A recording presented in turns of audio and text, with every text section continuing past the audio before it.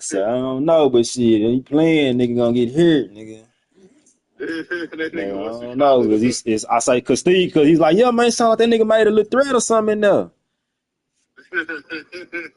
So shit, well,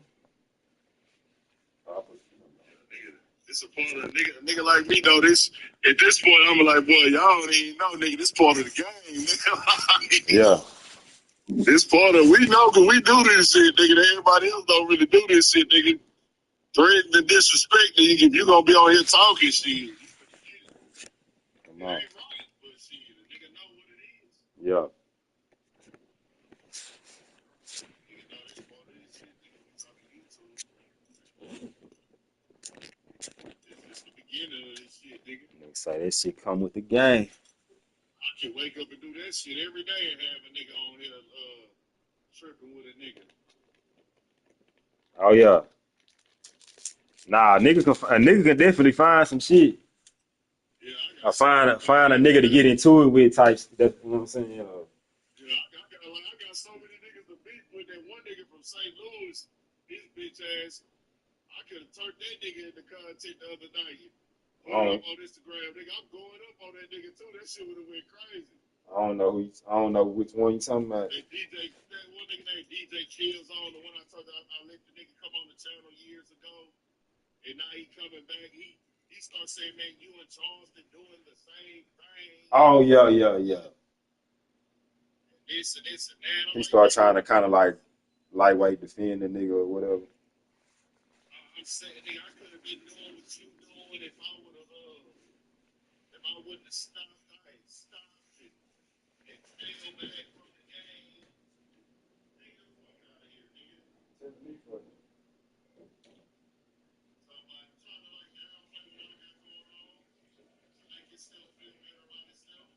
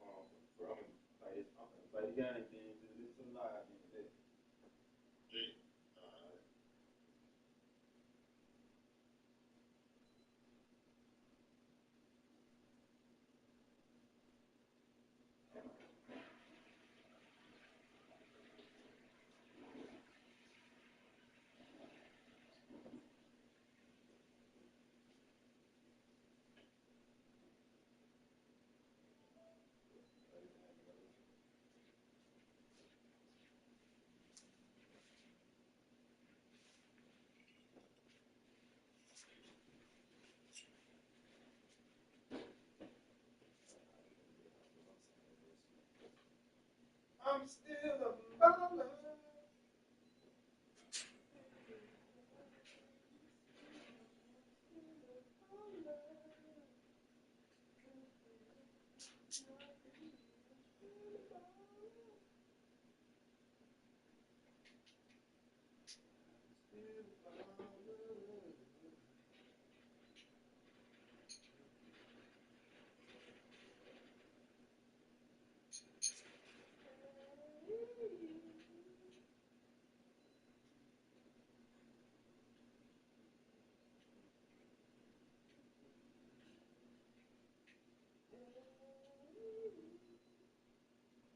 If you want me to stay, I'll be around.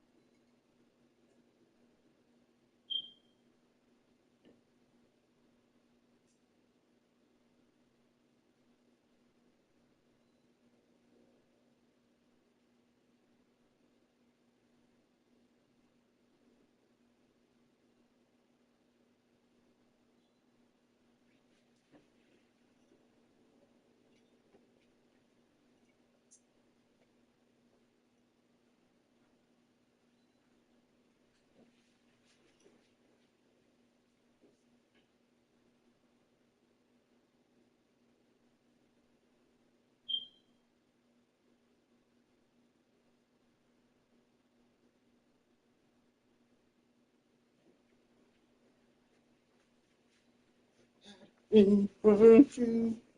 Say it, say it.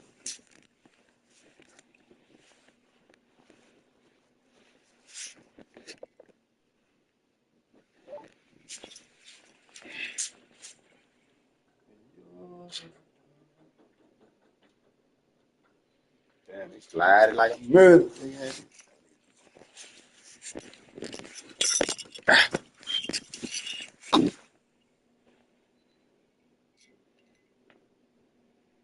Oh, shit. Ah.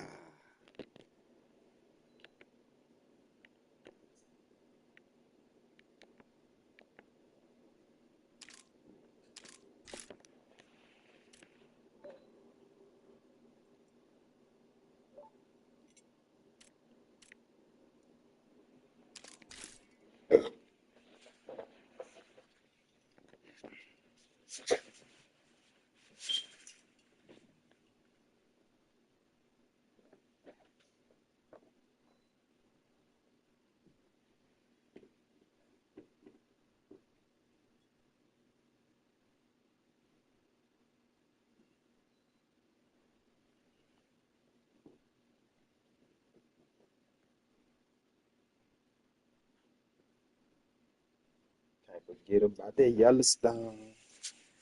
Smoke, smoke, smoke.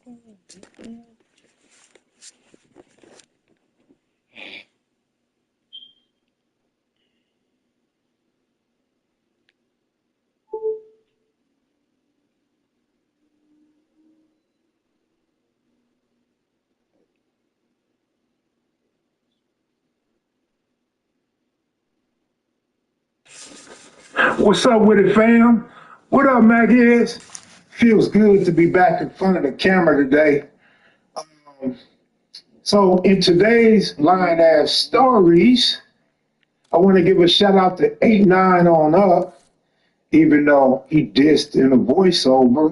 We talking about. I got to get this dude his props on his journalist, even though he dissed in a voiceover. We talking about. I got to get this dude his props on his journalistic skills, meaning he at least, when he gets in his feelings or whatever, he will at least go and do his homework. Shout out to 8-9 on up. Let's get into today's true story. Fast, how you like me now? I'm in the mix. Fast, how you like me now? I'm in the mix. Fast, how you like me now? I'm in the mix. Fast, how you like me now? I'm in the mix. It's 1960s. Sweatshirt and That was it. I never stopped banging. I started banging hard that I got so hard that it was a shame. Welcome to another episode of KM Video. True story. So a while back, I had done this story that had dudes in an uproar. Dudes said I was lying, like they always do, about a sea of red showing up in court, And I sent some dudes that made a statement, and I didn't name no names. I may have showed some documents. I'm not sure, but let me say I'm way past that. So I'm not gonna be dissing no hood. I may tell a story, but I'm not gonna diss a hood. I got some comments from some Crips saying F me and all that. Oh, that's cool. Like I said, we grew up with that. That's nothing new. Dudes been threatening the 60s all our lives, man. All my career, let me say that. And so it's nothing new, man. And I wasn't dissing no set. I'm not gonna diss no set. I'm gonna just tell my stories, man. And if y'all got a problem with telling the truth, or at least telling my truth, man, that's something you gotta deal with. Because I'm not out for the drama, but I'm not gonna suppress my life stories, the dangers that I've been in, and the conflicts that I've been in, and the good times, the glory days, and all that old stuff, right? Bottom line, kids don't gangbang. Don't get involved with no gangs if you're not already involved. But so this dude cue ball, I believe, I don't know if it's a little cue ball or big cue ball, but 8-9 on up interviewed him. And to get to the point, he basically confirms my entire story. He leaves some things out. He doesn't detail everything, but he gets right to the point. If you could tell me one hell of a memorable moment with the homie GQ ball before we close out, which one would come to your mind? I done heard this story on other podcasts too. I'm gonna tell the story too myself. I'm gonna tell it my stuff. That day we went to the mall and we got into a sick.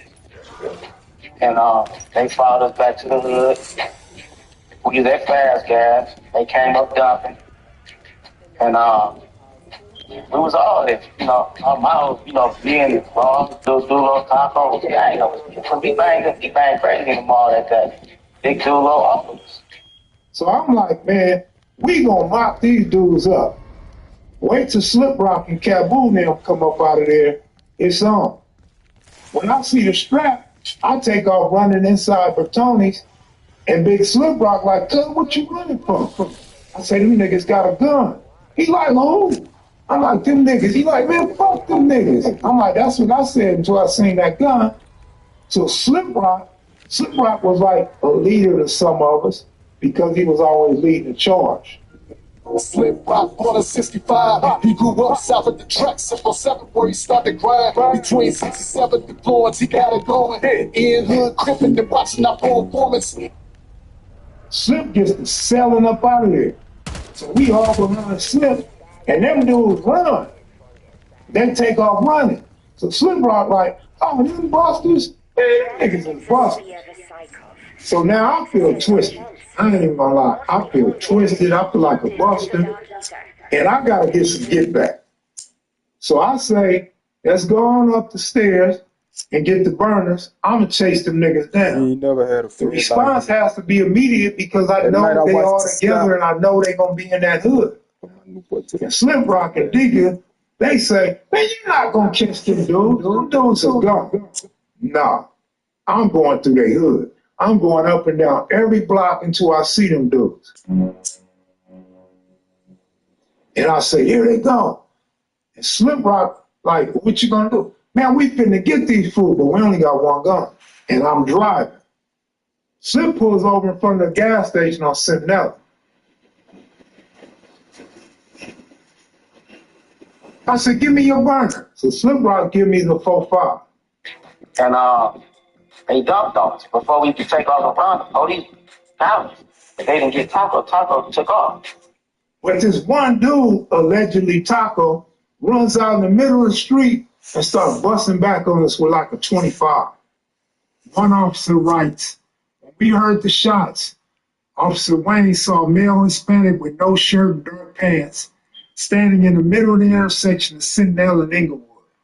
The subject then ran towards the gas station, southeast corner of Centinela and Inglewood, out of sight." So they take off trying to get Taco, but they got us hemmed up. And they bumped us up. They wrote our names down, and they end up subpoenaing us to come to court. When I go to court in Inglewood, man, it's a sea of red in the courtroom. Ain't nothing but bloods up in there. The passenger had bailed out, so I'm the one still locked up. So that morning, we had to go to court. We met up at the court. And we walked to the court building.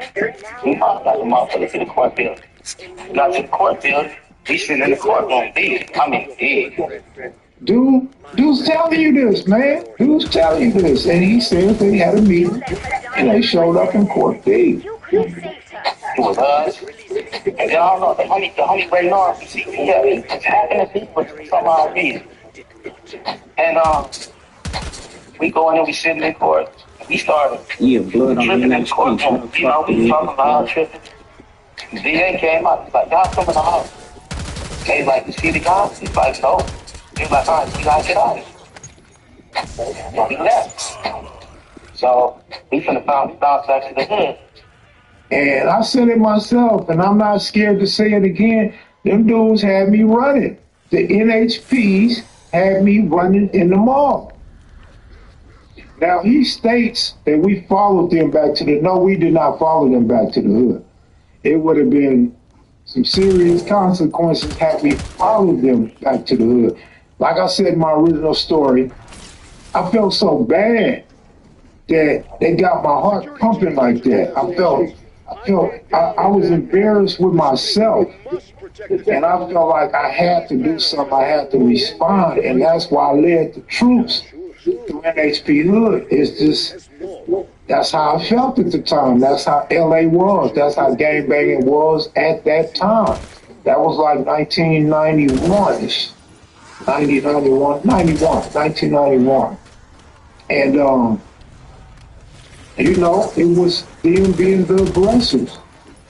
And I felt like the response got to be immediately. Even though they didn't bust or nothing, they flashed the gun, and boom, we take off. So I rolled to Inglewood. Boom, jump in the Suzuki Jeep, Snoop Dogg in behind us. We going all through the NHPs, we don't find nobody.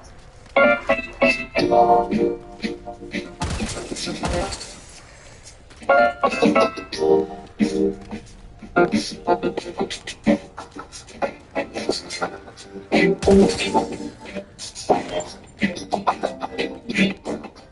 we coming out the NHPs to go back to the hood, boom, we spot him in a brown Cadillac. Now, I'm gonna give dude his props. I'm gonna give dude his props for confirming the story and making the story exist. Now, one thing I learned from that video, and I believe him, I truly believe him. I don't know him, I don't know his credibility, but I can hear how he talk. You know, I can hear how he talk. He may not say something, but he's not extra out. And he doesn't come off as no liar or no fake. You know what I mean? So I believe him when he says they asked him, do they see the guy in court? And they said no. That would make all the sense in the world when the judge threw the case out.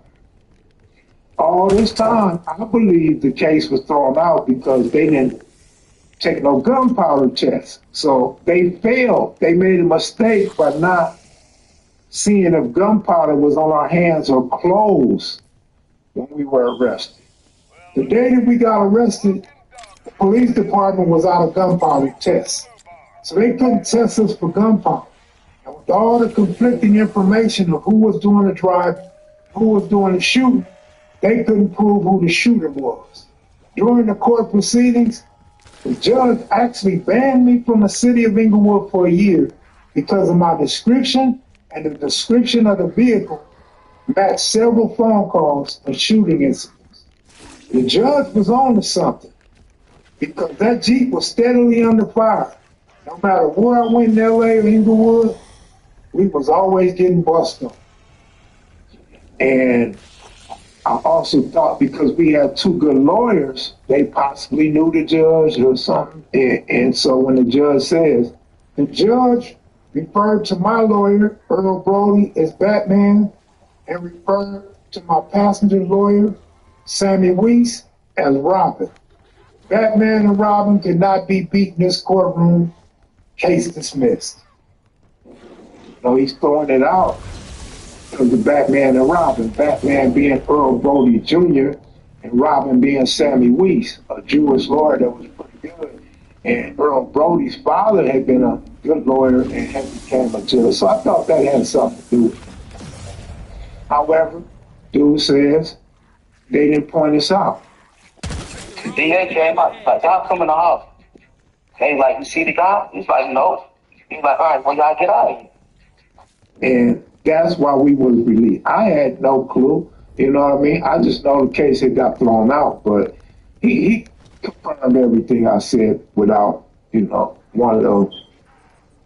Actually, he confirmed, just say he confirmed everything, man. Like I said, them dudes came to court, and there was a bunch of them. They had red on them, and Taco was in the paperwork alleged to be the shooter, and dude mentioned his taco in there. So, you know what I mean? I live my life, and I got my stories. You don't have to believe them, you know. And you may get pissed. You may not like it. But if you gang bang, that was typical, normal, everyday lifestyle in Los Angeles. And I mean throughout the county. So that's Inglewood, Gardena, Compton, everywhere else. You know what I mean? Hawthorne and Long Beach and all that. But yeah, no disdain, man. No disdain for them dudes. No disrespect for them dudes. And I'll say it one more time. I respect 8-9 for doing his research, and I respect Q Ball for giving an accurate account of what happened, man. But we didn't follow him back to the hood. We went because I was disappointed in myself for running when I seen that gun.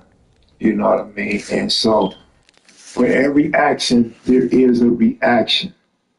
That's it. That's all. I want to thank you guys for watching. Just wanted to show a little bit of credibility on this channel and let you guys know I don't make shit up. Some people may or may not confirm my stories. It don't matter to me. I just want you guys to watch them. And be sure to click that like button. If you're new to the channel, please subscribe. I tell all sorts of stories here with as much respect as due to those in the story. I'm out of here, y'all. Peace.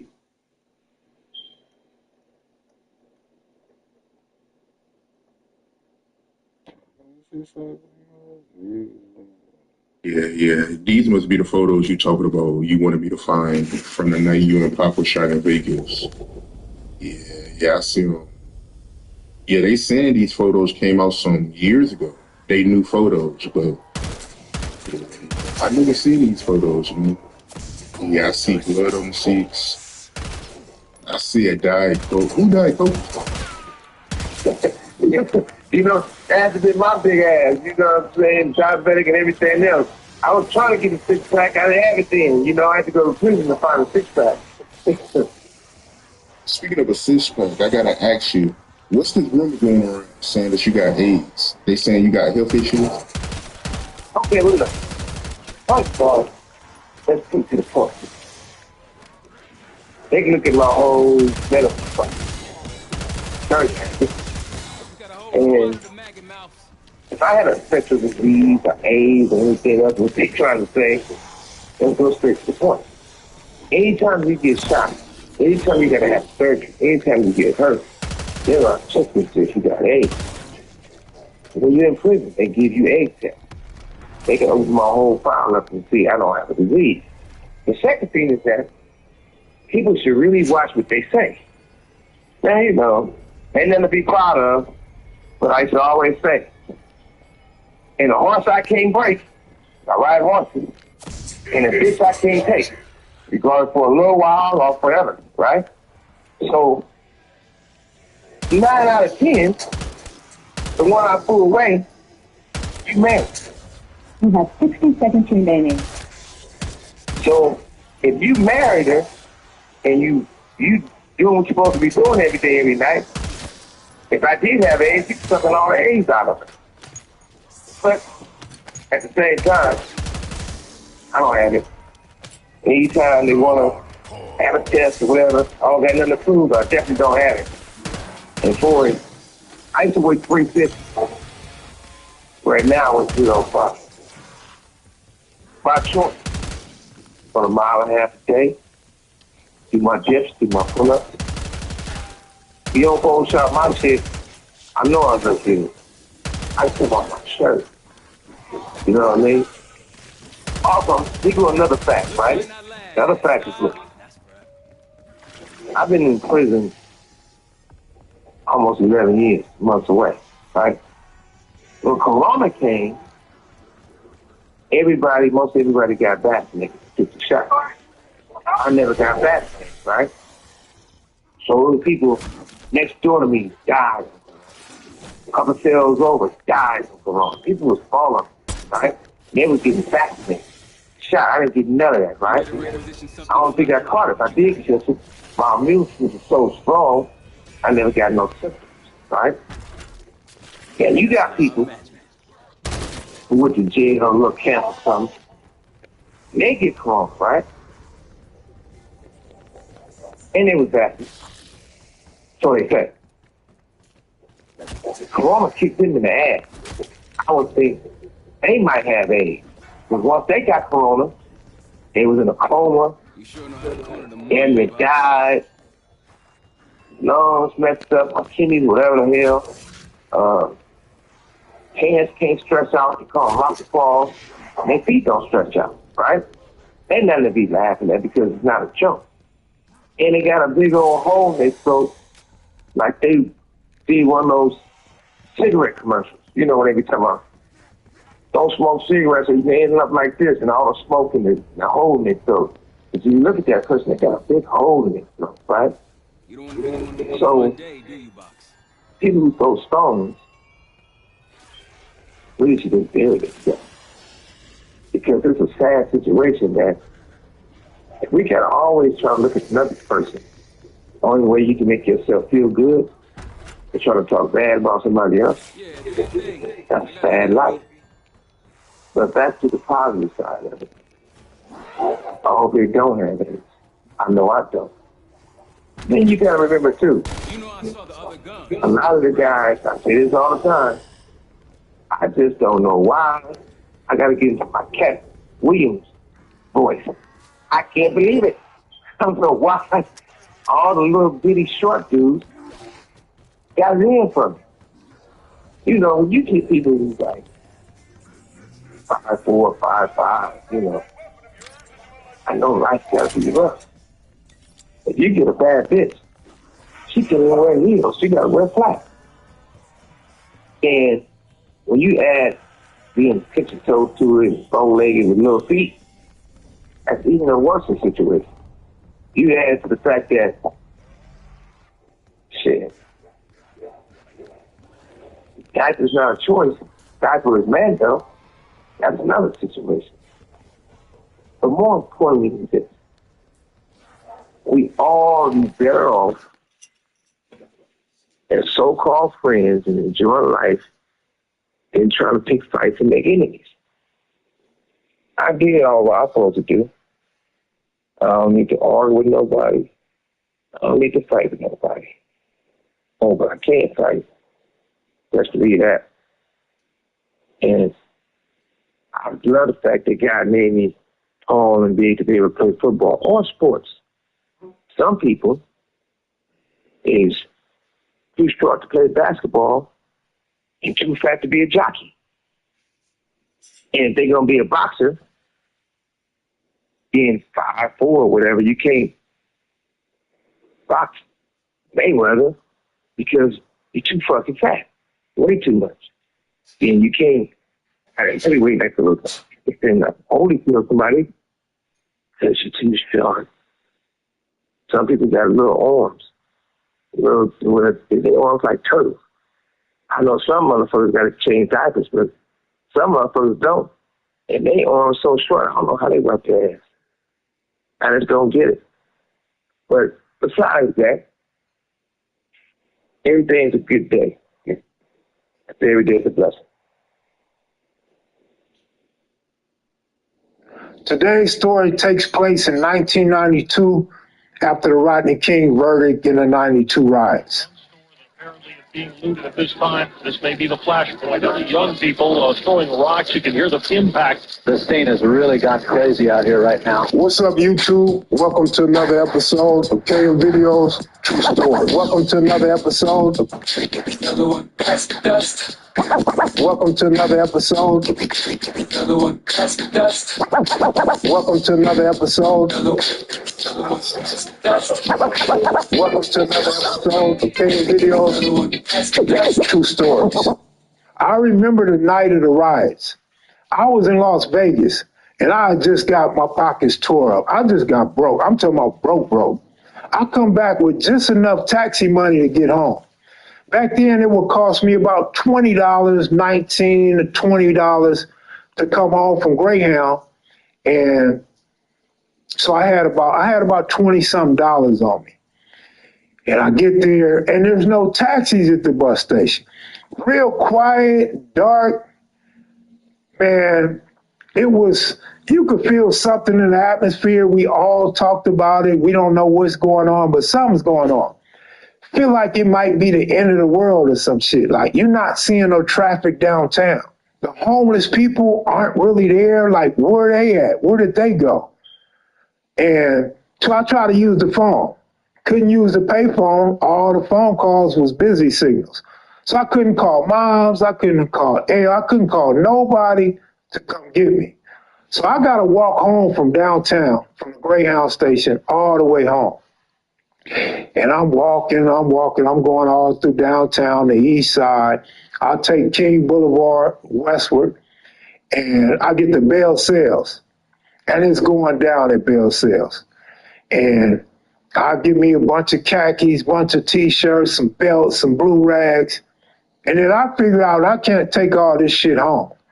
So I just drop the shit. I keep going up King Boulevard, get to the liquor store. I grab a bunch of team hats because I love the fitted hats. Grab me some alcohol. Right there, that's like, I want to say it's right there at Arlington. Arlington going east to Western. And after a while, I got to Lamert. I couldn't even carry all that. Finally, I get a payphone to work. Moms come scoop me up. Mom scoops me up in Lamert. I go to the house, immediately get back out there in the streets and find the homies. And it seemed like everybody looting for the next day or two. Seemed like the whole city looting. Burning shit down and stealing shit. That was like the end thing for a couple days. 60 and 90 was super tight at this time. They would always come to our hood, and we would always go to functions together. The craziest thing to me about 1992 is you got this era of gang members that were the end thing, that were really putting in the work, really, really fucking up LA. But then you had the dudes a few years older that were still in the street and still had some say-so. And then you had the guys younger, that next generation that was really kicking up dust, really making a name for themselves and helping further advance the name of different hoods. And so you got these three generations of real dudes, of real gang members, of real shooters, and real grimy, jump over gates, drive-by shooting niggas. This is like the end of the Jerry Curl era, end of the Perm era. Like we're venturing off into a new era in America. There's still mass incarceration, so you got a lot of dudes in prison, but you also got a lot of dudes getting ready to parole in the next year or two. I had this light blue Cutlass, right? You already know it had dates on it, right? The talk around town was the Watts Peace Treaty, the Peace Treaty in the Pueblos, South Park got cracking, and peace treaty between sets like the 60s, the Hoovers, the A-Tray gangsters, and so on. Not every gang participated, not every member participated. But this particular day, we were supposed to meet up with the Hoovers at Manchester Park. And Space Ghost from 9-0 is with me. Ghost is this big old black nigga, and he loved to squabble. Ghost's favorite saying is on 9-0, like, and he says it in a different tone than anybody else. On 9-0, on 9-0. And we're going to go up to Manchester Park, but we're not with the homies. The homies ain't with us. It's just me and Space Ghost. And so we roll by Manchester Park, and we see a bunch of Hoovers in the park, almost like they're shaded. They're not trying to be seen. So it looked real peculiar, like you don't really want to mess with them dudes right now, right? So we're waiting on Slip Rock and a caravan of homies to show up. And so I just ride around. I'm going through Hoover Hood. It's real empty. It's real quiet, real silent. And Space Ghost say, fuck that. Let's go up to Manchester Park. I'm driving, and I look over at Ghost, and Ghost like, nigga on 9-0, let's go back up to the park. So we double back to Manchester Park. We pull in the parking lot, and there's no cars in the parking lot. And the Hoovers then got a little bit deeper. They at the other end of the park. Ghost was known as this legendary street fighter. And he's an ex-member of the 9-0 Hoover Crip gang. And I pull up thinking we just gonna wait, we gonna hold up, we gonna wait on the homies, and Space Ghost jump out the car. So I said, where you going? He said, I'm going up in there with them fools. I'm like, man, you crazy. I'm like, well, I'm not gonna let you go up in there by yourself. So I get out the car and I'm walking behind Ghost. I mean, I'm really walking behind him. We're not walking side by side. I'm walking behind him. If a hell of bullets come, nigga, they gonna hit you before they hit me, and you're gonna be my shield for me to get off. But Ghost gets to talking about, man, these niggas know me. I know these niggas. They don't want none. I'm like, what you mean they don't want none? It's just us. He like, man, I done squabbled a lot of these dudes. These dudes know me. So I don't know if it was his voice or they recognized them ain't homies. And the Hoovers just start coming like a crowd of Hoovers. If you ever been to a baseball game or an NFL game when it lets out, this is what it looked like. It looked like the Hoovers was coming up out of the Coliseum or some shit. And they're walking toward us aggressively, and Ghost is walking toward them aggressively, and I'm walking behind like, I don't know, but we go up in there and we shake a few hands. They hugging on Ghost, man. It's like they happy to see Ghost, and Ghost is happy to see them. And they hugging and talking, and I'm shaking hands.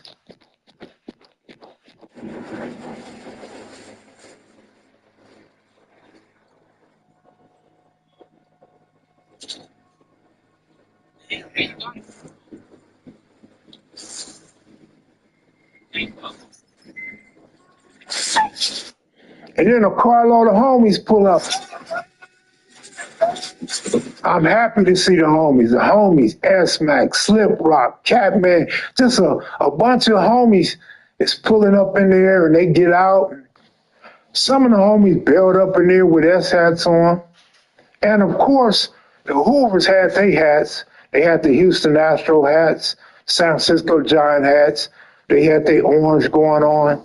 They were still banging Crip at that time, but of course the orange was coming out and being flamboyant to where you notice when you see that orange, like them Hoovers without question. And if you think about it, orange go with the Astros hat, and orange goes with the San Francisco Giants hat.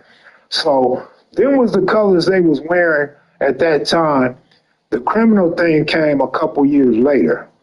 They come up in the park. We shake hands. I remember Sule Mamos from A-Tray Hoover was there. Duck from 11 Deuce Hoover was there. A couple dudes from Hoover, some young Hoovers that I was in Wayside with a few months earlier, and they there. And we really not interacting like that. We shook hands, introduced ourselves, and we're not really interacting like that. We trying to see how it goes. A few A-Tray gangsters pile up in there, and we kick it. So we lay down on the grass, a few of us, and we just chopping it up like, man, this is crazy. Like, 60s and Hoover's really in the same park. Like, we really up in Hoover Park with the 9-0s, 6-0s and 9-0s up in Manchester Park. And so we kicking and we kicking it and we talking and all this old shit. And then finally, it's starting to get a little dark. And the police come. The police come and straight break this shit up. Police break the whole peace treaty up. We'll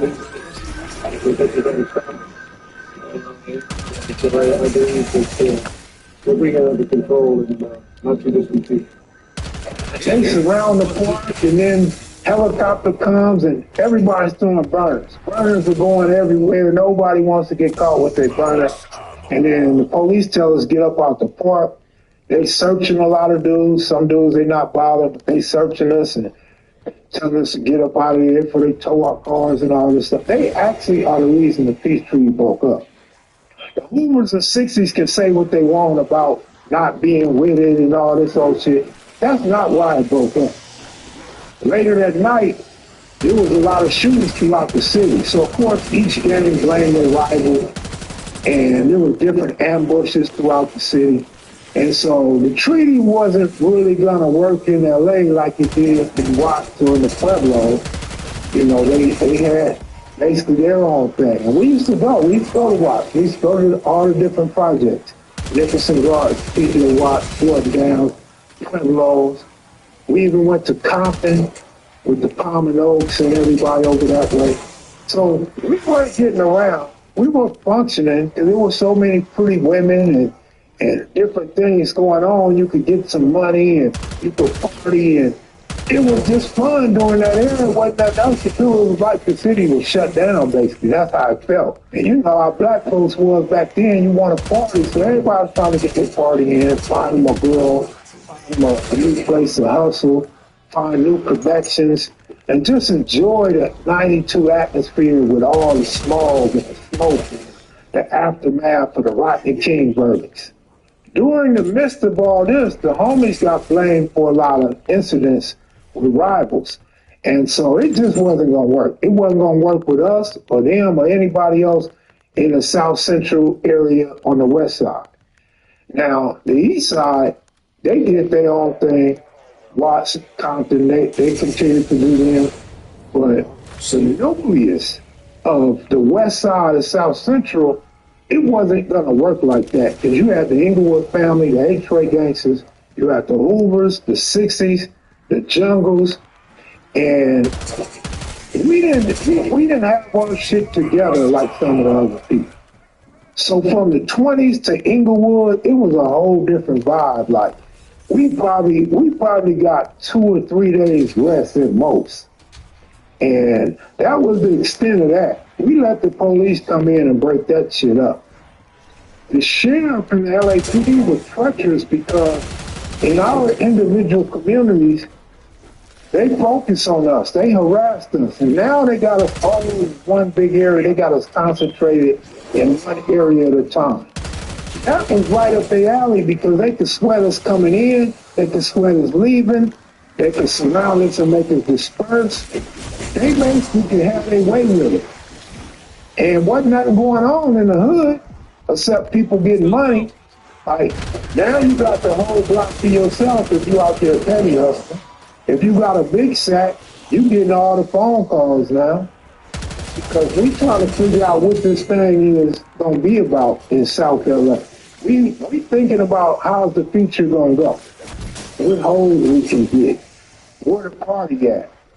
Today's message is, can we all get along? We can get along if we want to. If we put forth the effort, we can all get along. And that's it for today's story, man. It was short, but I hope you enjoyed it. Be sure to click the like button. Be sure to leave a comment. And if you're new to the channel, be sure to subscribe. I'm out of here, y'all. Salute.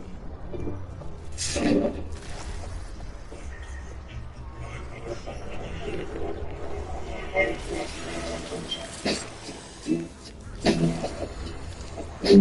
time to have one conversation.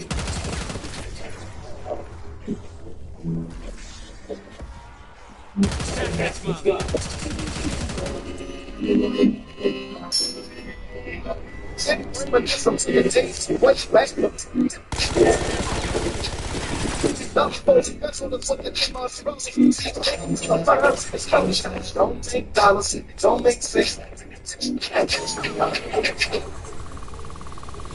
What's up, YouTube? Welcome to another episode of KM Videos, True Stories.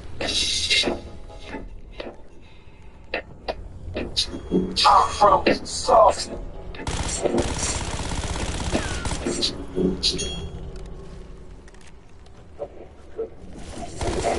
Today's story takes place at the house, 5506 South Lane. We grew up between 54th Street and Slauson Avenue in View Park. Mom's had 6 kids. I was the snotty-nosed kid or the one in the family. And me and my brother, right above me, we had the same father. So we would always go to my father's side of the family on holidays and special occasions. So we grew up tight. Bro is 3.5 years older. We did everything together. We seemed to be the most loved kid in the family. He had friends from elementary school and junior high school. I would run with him and his friends as much as I could. We would go over to his friend's house. He had a friend named Rob Singleton, Michael Johnson, Ed Chateau, and then he had Bruce, Squally D's little brother. And he has his friend, Michael Peters, on the other side of Slauson, who went by the moniker Mad Mike. So now he becomes Mad Mike. There came a point where he was becoming a bad influence. Me being a kid, I would tell where he at, who he's with, and he didn't like that shit. So he didn't want me hanging with him no more. He gets mad all the time. I mean, he's mad for no fucking reason. And we would just go to all these places, man, and me being younger, I'm just peeping game and trying to be grown and learn whatever game bro learned. I always wanted to be like him, but I wanted to be smoother. I wanted to be better than him at everything. And bro and I was very competitive. And so I remember he had this Rock'em Sock'em robot game. And he would always want me to play with him. And he would beat me. And he would brag, he would laugh. But then I started beating him. And I would laugh. And he'd get mad. Now he don't want to play the game no more. So we make the room into a football field. He places tape across the carpet like the yard lines in the NFL game. He's bigger than me. So he would bully me over. And he actually played Pop Warner football. So he's taking advantage of me. But my go-to was always going to be baseball. So we turned the room into a baseball field. We playing baseball with little rackets. Then we start using our hands like this. And we would play with 2 socks. You ball them up. Then you put tape around the socks. That's the ball. We had a home run tape up, put a home run. We made little bases on the carpet. And I would always beat him. He'd get mad. And then we had these 2 large bunk beds. He slept on the bottom, I slept on the top. Who knew we would have cots like that in prison someday? It's almost like he was being prepped for prison way back then because he didn't want me stepping on his bed, sitting on his bed, and he didn't want me eating on my bed. I couldn't eat snacks, I couldn't chew no ice, I couldn't do nothing up there that made any type of noise. Shut up! Dude would just go crazy, man. He was always acting crazy whenever I outdid him in anything, or whenever there was noise in the house. Now he's getting mischievous. He's ditching school, he's writing on walls, he's running with the 60s. He's just doing things that moms is becoming concerned about. Now he's into pellet guns and BB guns, he's shooting out windows, he's doing all kind of crazy shit. And mom just had enough. So mom called Pops, and Pop comes and scoop him up, take him back to the east side low bottoms in 1978. Bro was gone out the house, all my older siblings are gone, I'm at home by myself. Now that he's gone, I get to enjoy all of this freedom. I get to do whatever I want, I get to eat wherever I want, I get to play my games by myself. Bro will come back on some weekends and some holidays and spend time with us. He left the west side as Mad Mike and came back as Loco Bam. Loco probably fit him better because he was crazy as fuck. By the end of 1979 and 1980, I got this game called Intellivision. And I got all the sports games. I got golf, football, baseball, basketball. I got everything you can think of. And bro loves football. So bro wants to play me in football. He was kind of decent in football, but I would get him. And he'd get mad. Now he want to play baseball. You know this is my strength. This is my go-to game. So I would whoop him in baseball. I beat him by 20, 25 runs. I could beat him by more than that, but I would just give him a way out. Sometimes I would let him get a lead, then I'd come back and beat him by 1. But I couldn't hold him in my lap, so I would laugh. He'd get mad and break my game. First he would break my controllers. I go get the controllers fixed in Mattel in Carson, and he got hit to it, so now he would break the whole console. So now I don't have no game, and he knew that was my heart. Now he wants to go play basketball in the backyard. He was bigger than me, more physical than me, and more skilled than me in basketball. Not that he was Michael Jordan, but he was more skilled than I was. And we would go to 11. And he would spot me 3 points. Then he would spot me 7 points. And I would just back up, boom, all chain. Because we didn't have nets, we had a chain. Ooh, it sounds so sweet when you hit that all chain jump shot. And I beat it. And he'd throw the ball into the neighbor's yard. He'd tear the basketball rim down. He was such a poor sport. And it was hilarious to me, but scary at the same time, because you never know what level of violence he's going to inflict on me or any object that he could get his hands on. I couldn't wait till bro go back to the east side. I go to the east side one day, and bro has a pigeon cage in his backyard with a bunch of pigeons. And that's where I met Roscoe. Roscoe had a few pigeons himself. Now, he comes back in 1983, catches a case and go to prison. He gets out in 86, catch a case and go back. He get out in January 1989. He don't get to see his parole officer, the homies, family, nothing. Because he comes home, the homie Squally D's brother comes over with Boo and spends time with him. Boo brings a female, so it's Boo, a female, and my brother. While he was gone, my nephew burned down our garage. So Mom rebuilt the garage as a room for Bam. Now Bam has his own outside the house, and I got my own room. Because Moms knew we didn't really get along. Moms converted our room into a little den. I got my sister's room, and now bro has his garage. He got his own room. So we're not even going to be close to each other, because Moms knew we didn't really get along like that. The only time we got along is when we went to visit him. Whenever we went to visit him, it was all good. You think we were best friends. We went to visit him everywhere he went. YTS, Chino, Camp Finner, Soliday, wherever he went, we went.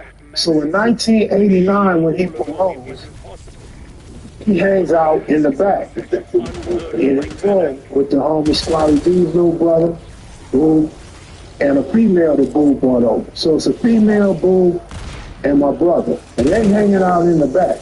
I'm in the house minding my own business. Mom's in the house minding her own business, giving him his space. I don't even think he had lunch or dinner. He would come in the house every now and then, smiling, happy. He's all large and shit. He got big old arms, big old chest. He got these long braids. Bro was really looking like an OG Crip back in those days. So it gets late, and Mom's wanting to check on Bro, say goodnight and all that old good stuff. So she's peeping that I'm not out there with him. So she asked me where he at. I don't know where he at. Where he at? I don't know where he at. He just got in the car and left. He had this black IROC, like an 86 IROC or something like that. And he goes and jumps in the IROC. And he takes off. Well, he never comes home. So Mom's worried. I'm like, damn, he's fresh out. He probably went and got some ass, probably went and got a room. You know, he don't have to check in with you or me or nobody else. He's a grown man, let him do his thing. Mom rings. The next morning, she's waiting on him to come home. And he don't come home. The next day, the parole officer wants to know, what's my brother at? And Moms don't have no explanation. So Mom starts calling around to the different jails, no cigar. Different hospitals, no cigar. So all this goes on for a whole week. Mom's is hurt. You can just see her demeanor, her expression. She's not being herself. She's so worn and stressed out about my brother, man, it's crazy. So after a week go by, Mom's gets this bright idea. I'm going to call on the impound yard. So she calls this impound yard in 77, and no cigar. So she calls Swanee and McDonald, impound for Southwest Police Department. And boom, they got in the car. So Mom's like, all right, I'm going to come down and get the car. So Mom tell me to ride with her, pick up his car. So we go to the impound yard near downtown LA in the 20s.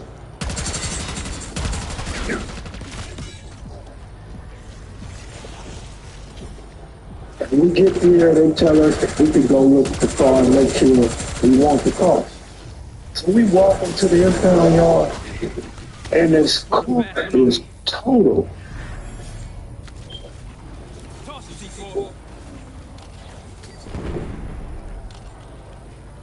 It's a disaster. And mom just started screaming and crying. I never seen my mama scream before. The only time I seen her cry is when her mama died in 1975. I don't know what to do, but I know I gotta console my mother. So I'm hugging her. I'm like, Mom, it's all right. Mom, it's all right. She's not really letting me hug her. She's just going ballistic. And I really don't know what to do. This is mom. This is the queen of the family. This is the one that takes care of everybody and know what to do in every situation. So I continue to try to console her, and she just keeps on crying. Now she's screaming, he's dead, my baby's dead. And I really don't feel that emotion because he's been gone so long. He basically been gone 6 years, and we didn't get along. Then you take the years that he was on the east side, so you talk about another 5 or 6 years. I didn't grow up with dudes like that when you really think about it. So I'm not really feeling like mom is feeling. I'm feeling bad for her. Mom's just standing by the cars like she feels some spiritual connection, like this is the only thing she got left of him. And she don't want to leave.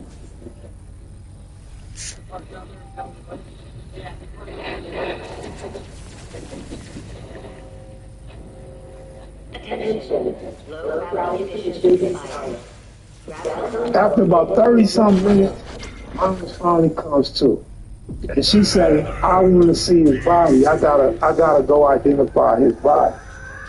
So the impound yard is telling us that he's dead and they don't know who took the body. So Mom is irate. She's going crazy.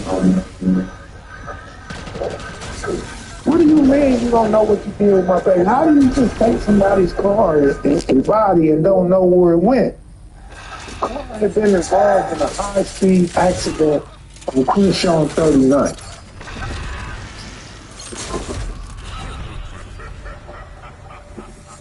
The car then hit a telephone pole. The pole, you could see the pole in the car.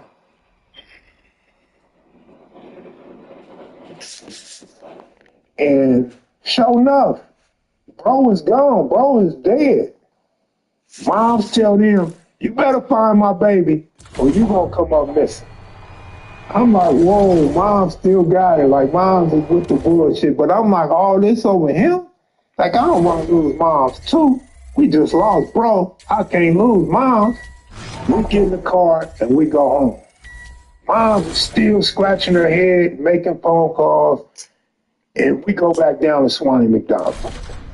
And she say, let me see a supervisor, somebody, because y'all gonna tell me where my motherfucking baby is. And they find out the UCLA Medical Center transported the body. So we shoot up the UCLA campus. We go to the hospital. And we ask for my bro. They like, he not here. Mom's like, what do you mean he's not here? Y'all took his body. Where's he at? They like, he's not here. And they say, we have a bunch of John Does up in here, like seven or eight John Does up in there. Mom say, my son ain't John Doe. They say, well, that's all we got is John Doe. So mom say, well, let me see the John Doe. So they walk us up into the hospital and they take us in this hospital room. And it's a bunch of men. It's like, this shit is like a morgue. Like all these people up in this room, compacted in a small hospital room, like you can just feel the depth. People in body casts and shit, and they got these little wristbands with John Doe on them. So moms look, I don't see them. And we see this body, light-skinned dude. And mom say, maybe this is him. And we look, John Doe. She's like, where my baby at? He's all wrapped up like a mummy. This nigga, you can't see his face. He's all wrapped up. He's not moving. He got legs up in the air and shit. Like, just some unreal shit. The shit you only see on TV. Unless you work in the hospital. Mom tells the doctor, he don't look dead to me. You got him all bandaged up and laid up in the bed with a wristband on him. They said, no, he's been in a coma for a week. So mom's is at ease because bro is living, but he's not gonna make it.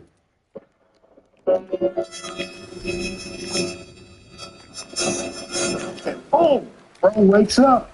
Bro got casts and all kind of tape all over his body except on his left hand. And he throws up neighborhood.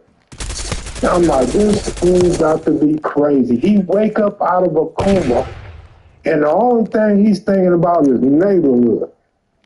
Of course, he couldn't say nothing because he got tape all over his face and over his jaws and everything. He can't talk.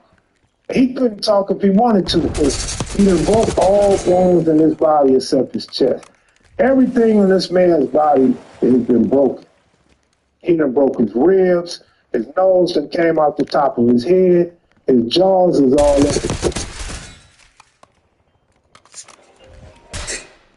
What's up, nigga? Hey, we about to get ready to go where? The mama house. Okay, big. I ain't know what you said. I had the game. Too damn loud. Yeah, I got Jordan and Jackson, son. Oh, where y'all at? At my house. Oh, okay. I'm gonna put some clothes on. We'll be over there. All right, big. All right. In his cheeks, bro was messed up. They had to cut his head open and put his nose back in, then go in his mouth and push his jaws back down. One of his eyes popped all the way out. They had to put his eye back in. So to this day, you can kind of see that lazy eye. His eye is a little bit off, but he can see. They put his eyes back in his head. And they say the only reason why he lived because he was so healthy and so strong. Anybody else would have been dead. And also the fact that he was not wearing a seatbelt also saved him. Because when he hits the pole, his body moves to the middle of the car, whereas he had a seatbelt on, he would not have been able to move. So bro was living. Bro's alive. He's breathing. After a few months, bro gets to come home. Bro comes home. I got this blue 280Z. I got an alarm pad in there so can't nobody steal my car. Cars don't cut off. The alarms don't go off. All these different things to keep a burglar from stealing my car. And bro could barely walk. He still can't use one arm. Look like he can't even half see. And he's always in pain. He always needs help. He can't go nowhere. He can't drive. He can't do anything. But we got several cars at the house. So I go to work one day. I leave my car in the driveway. I take the Jeep. I come home and my car is gone.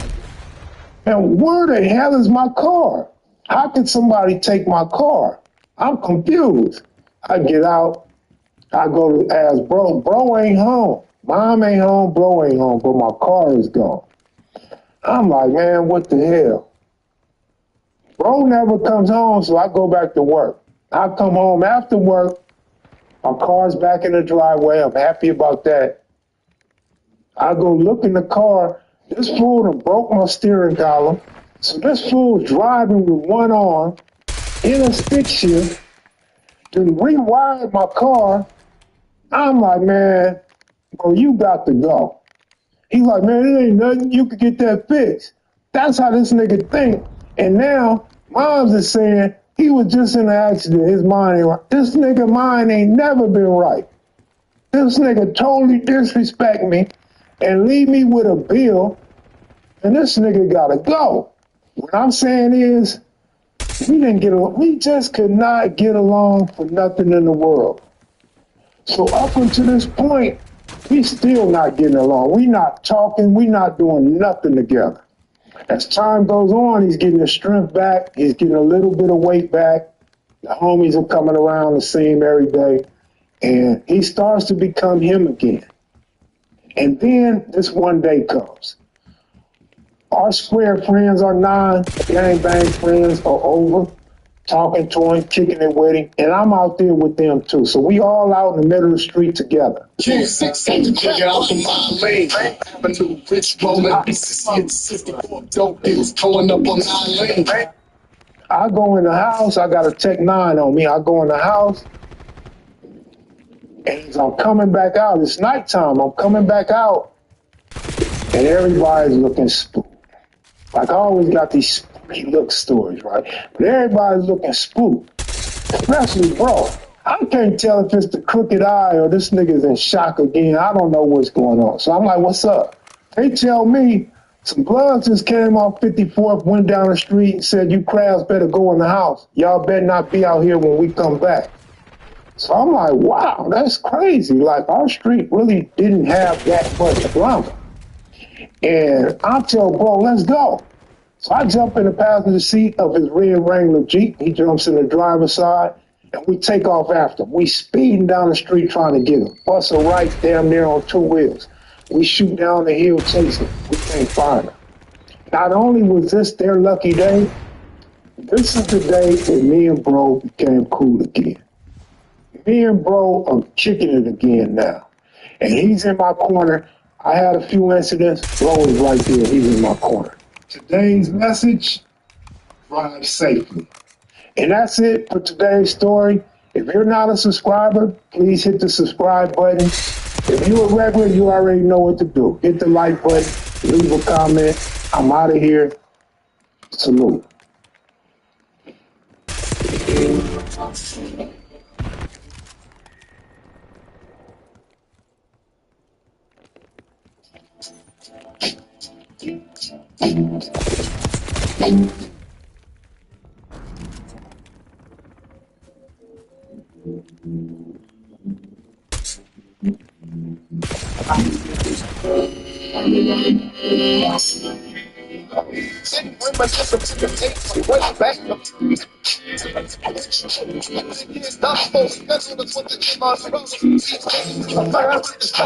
Don't make dollars, it don't make sense.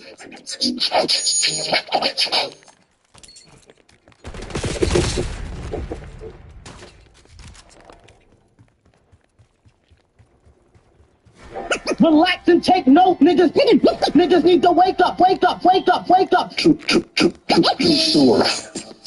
Tell me I'm crazy.